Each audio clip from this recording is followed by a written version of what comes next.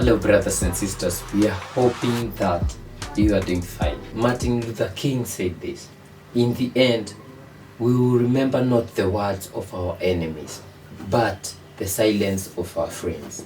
Congo. Today we talk about Congo. And the reason that we are talking about Congo is because there's a silent genocide that has been going on there. More than 6 million people have been killed. They say about 48 women are sexually assaulted, I think every hour. And it's happening day in, day out. We saw the East African community sending its troops. They were unable to quell it. Shekedi sent them out. Now South African Development Community has sent, I think, 2,900 troops up to December 15th. They'll be there to support Shekedi and his army. And the problem with this whole thing, this genocide, is it's not given air by the mainstream media. You barely hear the media talking about it. That is one. In the West. Yeah, the Western media with claims to human rights and all that, they are quiet. Then it's just normal people like us, like people who don't have a lot of influence, who are talking about it. And another big problem is its repercussions. It's emanating from the minerals that are in Congo. So some companies are still funding these groups, rebel groups, so that they can continue getting minerals at a cheaper. Cobalt, coltan, I think 85% of cobalt in the world is made from Congo. So I think 70% of coltan is in the Congo. But can they mine it in an easier way? So the biggest problem we have about Congo is confusion. And when I talk about confusion is, you see, like there's this video that we are going to post here, in which they are talking about how all these have been boiling. Like where did all this emanate? They talk about the people who perpetrated the genocide in Rwanda running away into Congo and being supported by the government. Then they fight the people of Tutsi origin there, and you know, it's like a tribe which was cut in half by the borders. Now they are claiming they have to go back to Rwanda, but Congo is their home.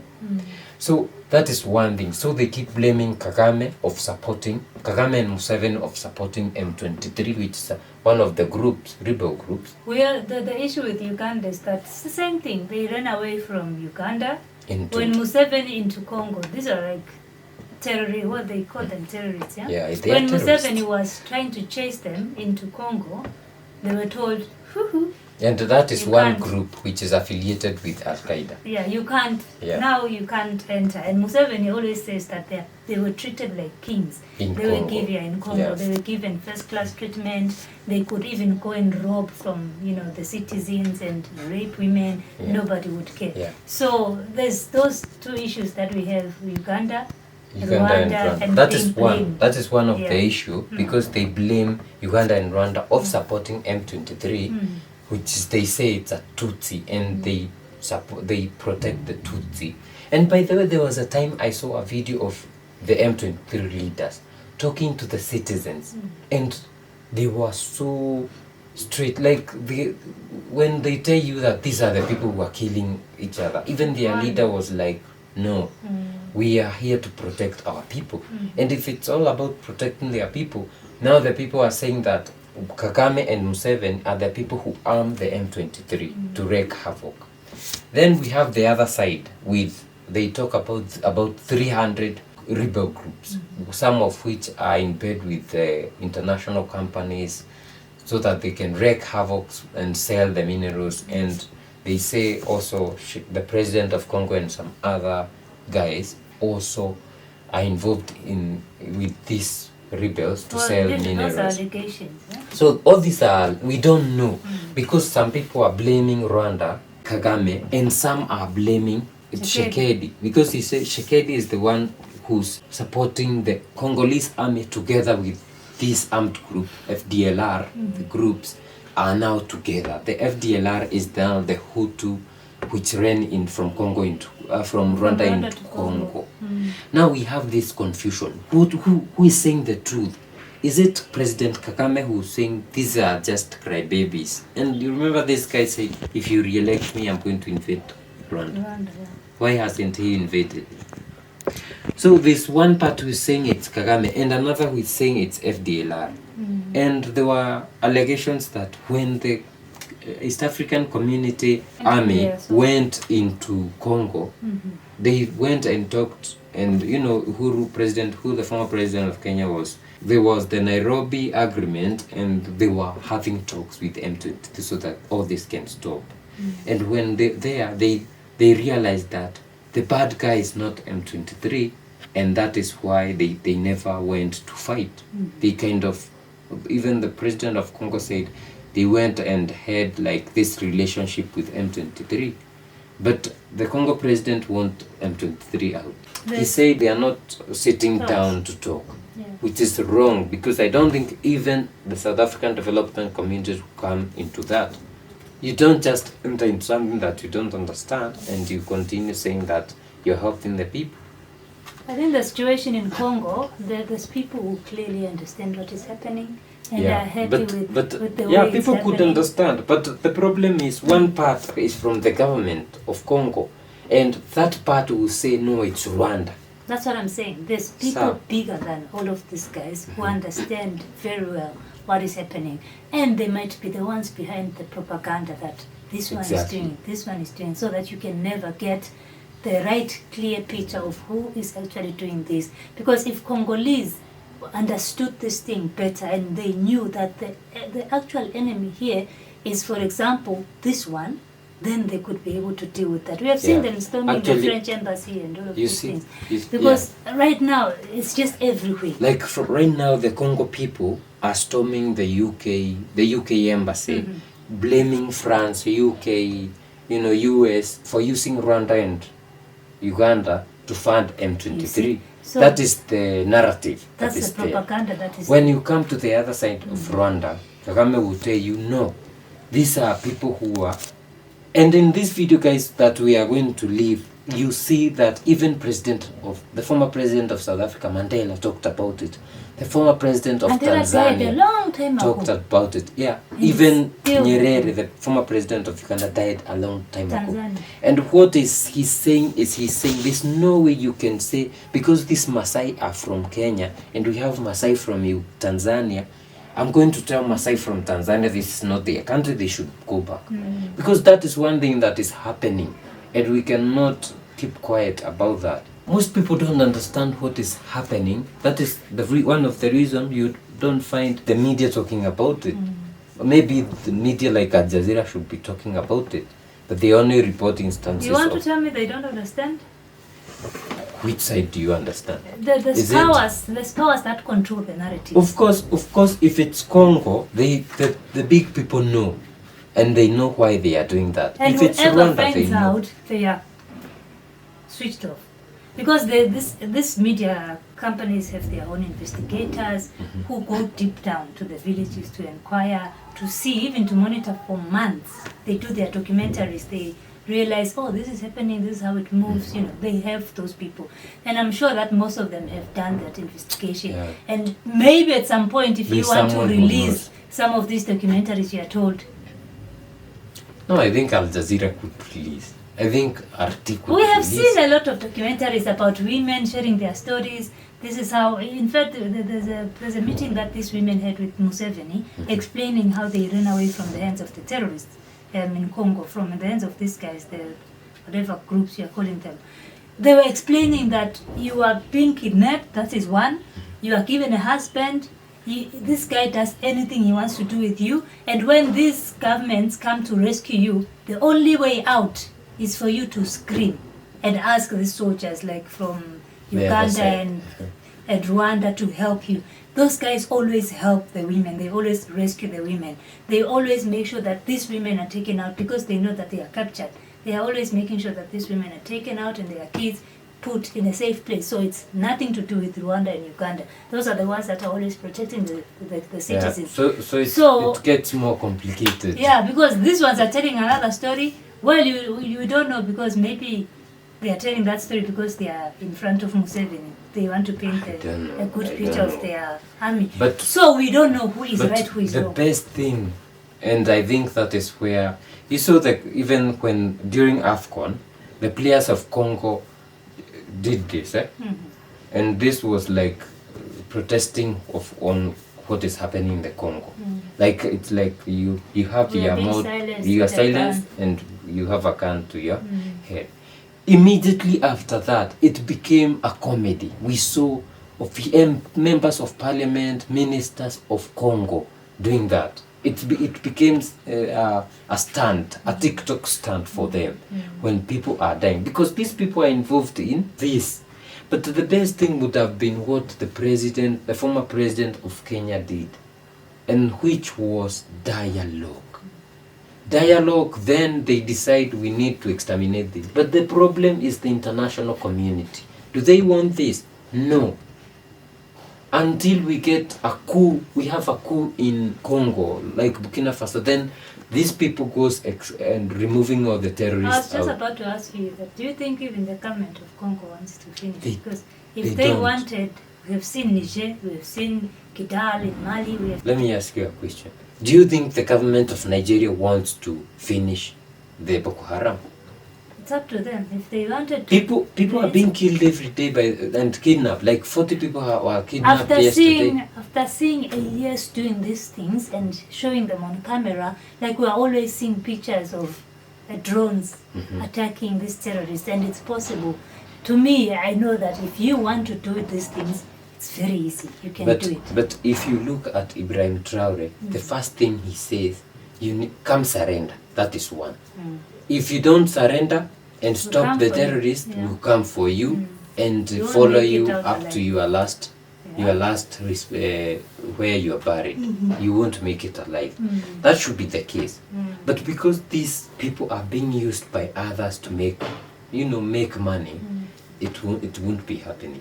So we are looking up at SADC. We are hoping that we are going to do something, but They withdrew it's their not army. just EAC withdrew the army. SADC They're just sending the 29 sent yeah. the army. We are hoping that there will be dialogue first. Then Congo should be a straight country, the richest country and the Hey. biggest in Africa. And the most Should be a beautiful straight country. Have you seen Congo? Ah. Guys, let us know if, even for you, is this confusing you? Are you caught up in between this? Because what we need is peace in Congo. We need peace. We need the people to go back home, to mine and make money, to farm and grow food for their children, for the people to stop being killed and massacred in Congo, and people to start living their lives with no. So guys, we are going to leave you with this video. One is a person explaining what is really happening in the Congo. I don't know if you're from you support this side of it. Then we are going to leave you in another Congolese video. always bash us in the comments. Yeah, we're going to leave you with another video of the Congolese people storming the embassy of the UK. Yeah. Let us know what you think, and please, you can educate it if you're from Congo and you understand both sides, let us know. Most And- Congolese and always not a blame it narrative, on please. Rwanda. Yeah. The No- comment section is always full of tell Rwanda. Kagame to take out his people. That is just the narrative that I'm always seeing in the comment section. But the people who ran out of Rwanda into Congo are the people who should be taken out. But now they are talking about the Tutsis who are Congo. Mashallah.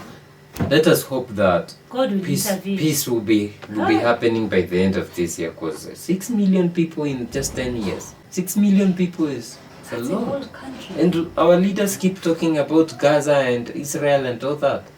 It's time we talk about Congo. We'll see you in the next one. Qu'est-ce qui se passe réellement au Congo? Une campagne financée par le gouvernement congolais est en cours pour instrumentaliser le sport à des fins politiques. Le sport est censé unir, il ne devrait pas être utilisé pour diviser. Chers frères africains, ne soyez pas emportés par les émotions ou la manipulation du gouvernement de Tshisekedi. Retournons en arrière pour comprendre l'histoire. Tout commence en 1994 au Rwanda, un pays voisin de la RDC, lorsque le gouvernement décide de massacrer une partie de sa population, à savoir les Tutsis. C'est le génocide contre les Tutsis. Plus d'1 million de personnes sont tuées en 100 jours. Le FPR, dirigé par Paul Kagame, parvient à mettre fin à cette folie et à renverser le règne des génocidaires. Cependant, cela dérange les Français. Le FPR est principalement composé de réfugiés Tutsis anglophones, car ils ont longtemps vécu en Ouganda. La France ne souhaite pas perdre son influence dans la région et décide donc de soutenir le gouvernement en place. Cependant, ce plan est contrecarré par le FPR qui remporte toutes les batailles. La France fait fuir le gouvernement et l'armée au Congo grâce à ce qu'elle appelle la zone turquoise. Ces réfugiés ne sont pas comme les autres car ils sont armés. Le Congo collabore avec ces génocidaires pour affaiblir le Rwanda et commettre un autre génocide. Mandela en parle, Nyerere en parle, mais le monde n'écoute pas. C'est le début d'un long conflit qui dure jusqu'à ce jour. Ce que vous avez là, c'est une armée qui a tué pas moins d'1 million de personnes dans ce pays.